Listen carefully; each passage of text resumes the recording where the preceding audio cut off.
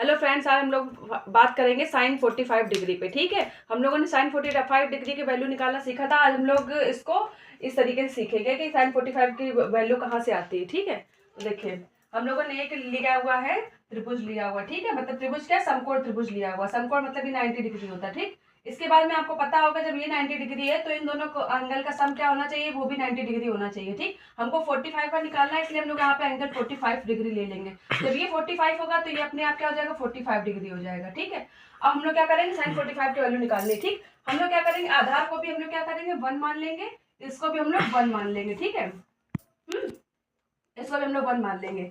अब देखिए क्या निकालना है।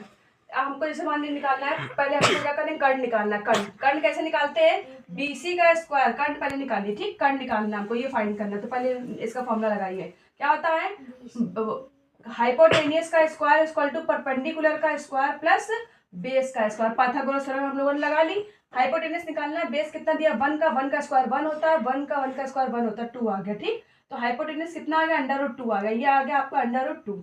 अब हम लोग निकालेंगे साइन 45 की वैल्यू। साइन 45 की वैल्यू निकालिए, कैसे निकालेंगे, साइन 45, साइन का क्या तो होता है लंब बटे कर्ण। ठीक, तो लंब कितना दिया गया, देखिए लंब दिया गया है 1। ठीक है, और कर्ण कितना दिया गया, √2, तो वैल्यू होगा साइन 45 के 1/√। इसी तरीके से हम लोग कॉस की वैल्यू यहाँ से फाइंड करेंगे। कॉस 45 क्या होता है, लंब बटे सॉरी आधार बटे कर्ण।